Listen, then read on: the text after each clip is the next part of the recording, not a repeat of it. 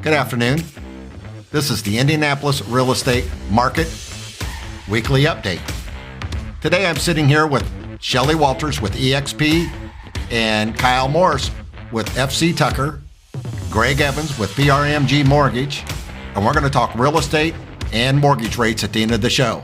Hey everybody, what's going on? How you doing, Shelly? I'm great, thank you. Doing great. Good to see everybody. Good. Well, let's talk about the difference between last week and this week. It looks like we're getting a little bit more listings coming out, but are they selling quicker or are they selling slower? Tell us kind of like what the market guys are looking at me like, what the hell's wrong with you? We hardly have any inventory, Kyle, what are you seeing right now? I mean, are you seeing houses sell in minutes? Are you seeing houses take a couple days? What's the story out here I mean, your it's hard area? to quantify it really because I think it takes, if you look at the numbers, it takes a couple days, right? But that's because a lot of houses right now are basically going on the market, more towards the end of the week. And then they'll say showings available till Sunday. We'll review offers Sunday. Seller reserves the right to accept an offer at any time. But a lot of times they are just waiting on the timeline. And so I would say, it looks like a lot of houses sell in about 4 days, when in reality, like when I list them, like you pretty much know in 2 days, honestly. And then you've got your top two offers and you're just waiting to see if somebody can come and beat them, quite honestly. And what do you think, Shelly? Well, the funny thing about that too is that if I do list it on Thursday and say we want the offers by Sunday night, which does seem to be our standard modus operandi, the thing is we really don't see the offers coming in till Saturday or so because everybody's kind of waiting to see what the other agents are doing. So, sometimes we have no offers that first 2 or 3 days because everybody's going to wait to make that phone call and go, well, what do we need to do to be better? And I say, well, I'm not going to really know that because everybody comes in at the end and makes their offers. So again, that average 4 days on market seems to be because of the way the listings are having their rules set. Yeah, that's why I like to come in the very first day, come in hard and give them a really good offer in a short timeline to put the seller in a decision-making situation already. And I do that as well sometimes. And I know sometimes that's not very good because they don't like it, but it works sometimes. I got to represent my buyer, right? But as a listing agent, you're like, oh, come on. Yeah. But let me ask you a question. What do the buyers think about this when you tell them, hey, we got to put a reasonable offer in? So if you had a home in Broad Ripple, Kyle, and it was $400,000 or $380,000, let's go at $380,000, okay? And it was a nice home. Let's say it's a really nice home. Could they get that home for $380,000 today? I would say no, but Broad Ripple is very specific, right? There's even less inventory there than anywhere else, right? So there's going to be higher competition for less. But if you were to go out into the suburbs or in the city, I will say we were talking about beforehand, over list is starting to decrease. Not that it's not happening, but what people are actually going over. There's the unicorn houses where people, still really come hard and heavy at it, but rates are impacting people. Fatigue is impacting people. And I don't see it as much. We're starting to see them now, 7,000 over list, 5,000 over list. Like we sold one, not too long ago, then it closed and it was 12, and we had a ton of offers on it, but people are pumping the brakes a little bit. Yeah, they're hugging that list price. And I got a lot of phone calls on my listing this weekend that was 250 or more texting, whatever, but they said, should we even try? Should we even try? And so there's agents out there just, I hope they're not telling their buyers, just forget it, it's not going to be possible. But my last 3 houses that I've sold under 300 in the past couple of weeks have all been hugging that list price. And I think it has to do with the buying power has been lost for them in regards to their rates and what they thought they were starting at a couple of months ago and where they are now. So do not give up in these price points because you don't have to worry as much anymore about a very high escalated price. They're all hugging the list. They're very, very close to the list price. They may go over, 10,000. And the appraisal gap being offered is lower because the buyers just can't offer that with the new rates. So the interest rates are going up crazily, crazy numbers. And Greg Evans is going to talk about that at the end of the show. A lot of people don't like Greg right now because the rates are high. He's made the whole world's rates go up. But do you see the rates stopping somebody that you worked with 6 months ago from buying today? I mean, have you had any of those conversations with your past client? I think it depends. It's so buyer specific, right? Because there's a lot of people who bought out of convenience because they had so much equity, and the values of their home have gone up so much. However, like, we had one recently where the value of their home had gone up. We didn't get offers as exorbitant over list as they had anticipated, and then it limited what they wanted to buy. And they're like, it's almost a wash to a certain extent, right, with the new rates. And so we are seeing a little bit of that where the people who have to buy and sell, they will always buy and sell, regardless of the market. Absolutely. But the convenience buyers, a lot of people are like, well, I'm locked in at 2.9, like we're good, So I don't know.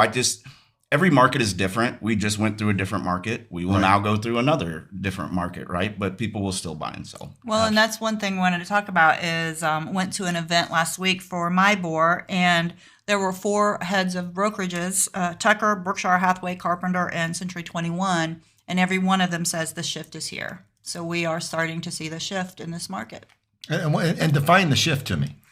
Starting kind of what we're talking about, the houses are going to start selling for maybe a little less, not having as high of an escalation. The lower price points are going to have less buyers. And so it's just, we're not going to see that rapid high offer quick, 80,000 over list if it's a $400,000 house. Right. We're just not going to see that much anymore. I mean, these are the 4 people in Indianapolis who run major brokerages, and they all said the shift is here.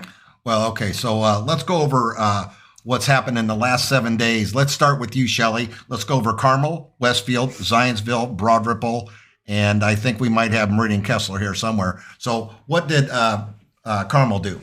Carmel had a huge increase in listings hit last week or the last 7 days. There were 75 houses listed, and there's still 32 of them. So 43 pended. 43 pended, but Wow. 32 are still available. So 50% almost are still on the market.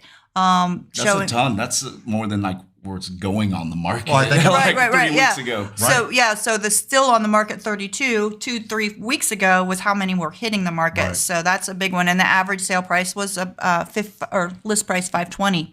Westfield. And the low, looked like the low was what, 185? 185,000 was the first. Really? Yeah. And 1.3 million was the high. yeah. Let's go over to Westfield. What do we got?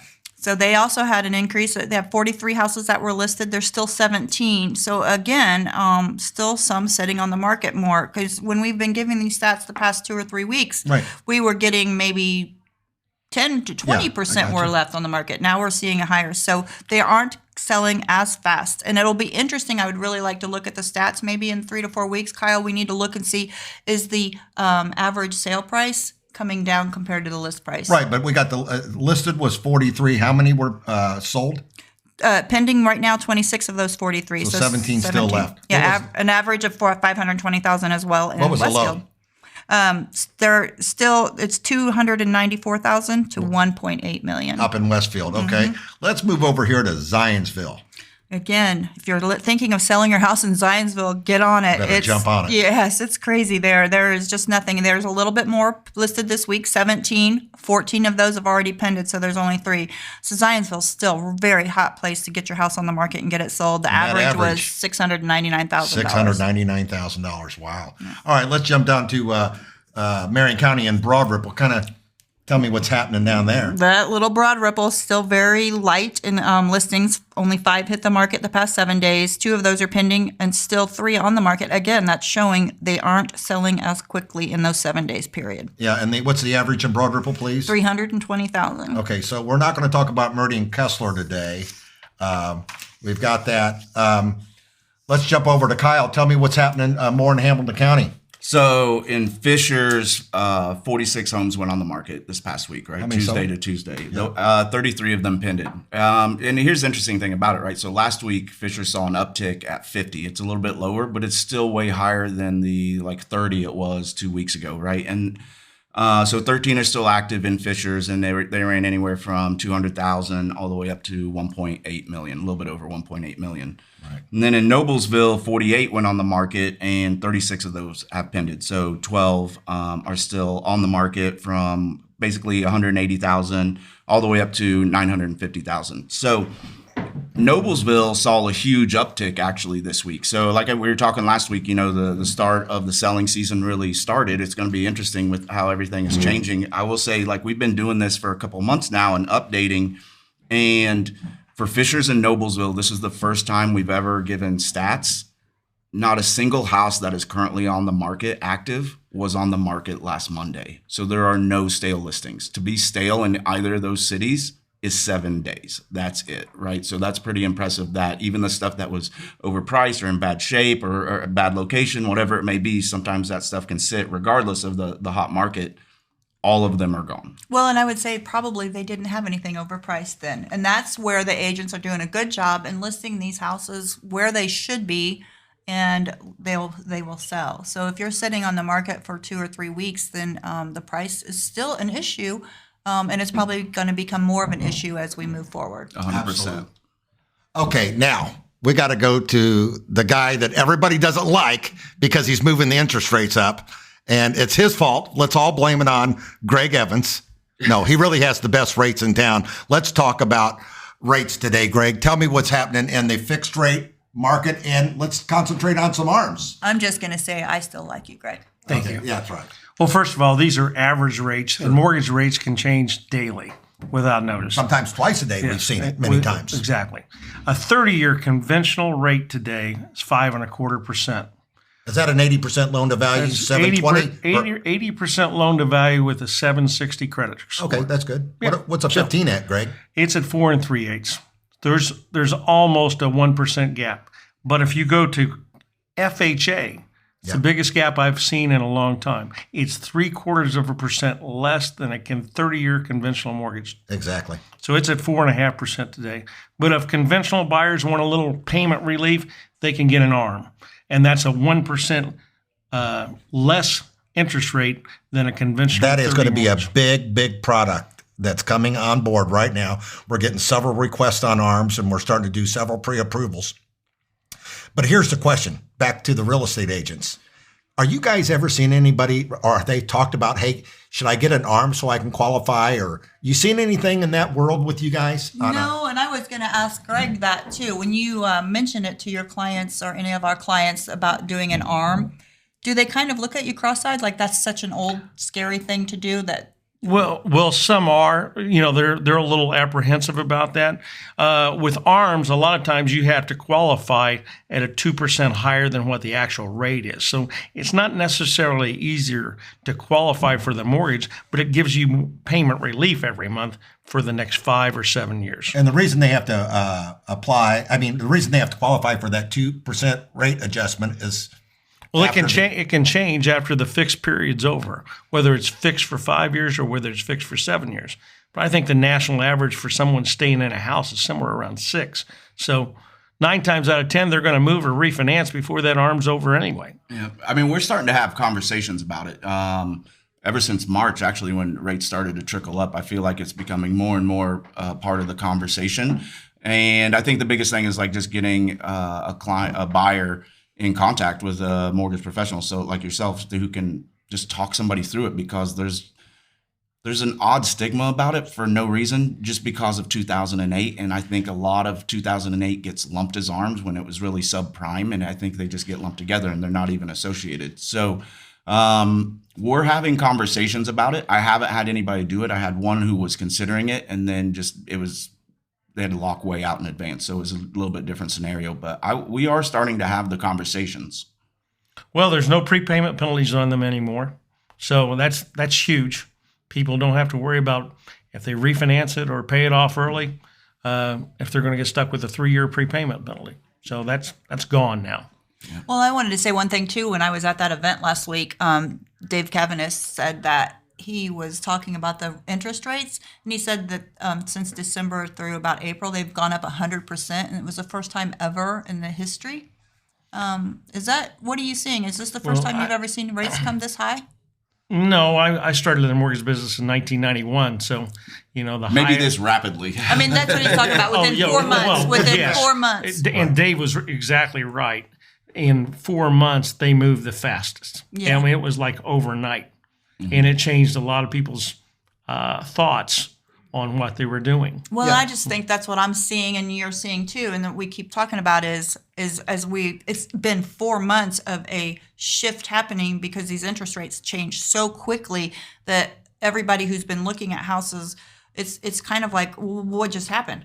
What do we do now? And so you need your agent out there to help you navigate this and figure out what do you do now, and to have a good lender in your back pocket that can help you explain to your clients what they should be doing and what's best for them. Right, because the fear is what's overrunning everything, and it's just the unknown, so to speak, right? But that's why we just have to have the conversations to educate, and that's why you need somebody like an agent who is in it all the time, or an experienced loan officer who can walk you through that, because that's all we do to a certain, not all we do, but like I help navigate to remove these fears so you know and you have an advocate and doesn't put you in a bad situation.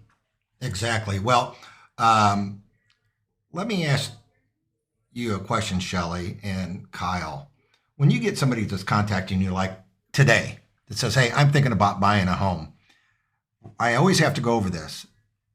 What's the percentage of, you talk to 10 people, how many people have a mortgage pre-approval? And second question is, if they say I have a pre-approval, is it 5 months old? Is it 3 months old? I would say when I'm talking to people coming to purchase, 90% do not have a pre-approval. Maybe 1 out of 10 will have one.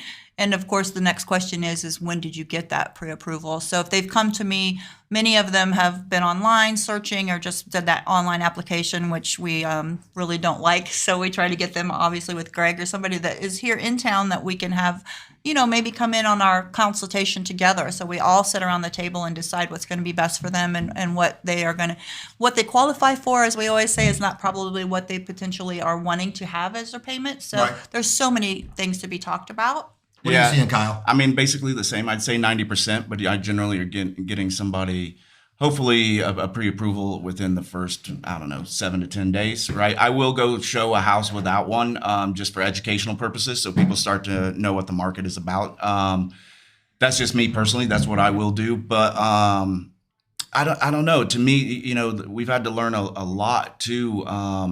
Education of a pre-qual versus a pre-approval, right? Like, and how that can come into play. And, I think agents have educated themselves on that kind of thing too, right? Just because there are high expectations right now, and we want to make sure we deliver.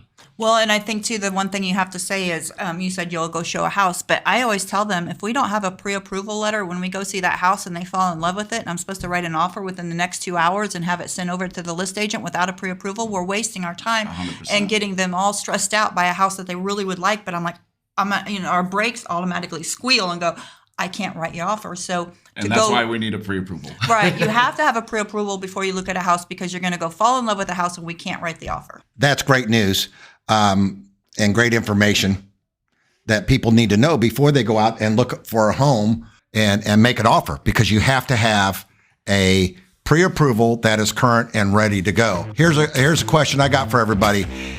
Kyle, if they want to get a hold of you and Shelly and Greg, how can they reach out to you, Kyle? Call or text 317-649-5122. You can reach me on my cell at 317-201-2601. Call or text 317-590-6546. Have a great day and a great week, you guys. Thank you, everybody, for listening to this week's podcast.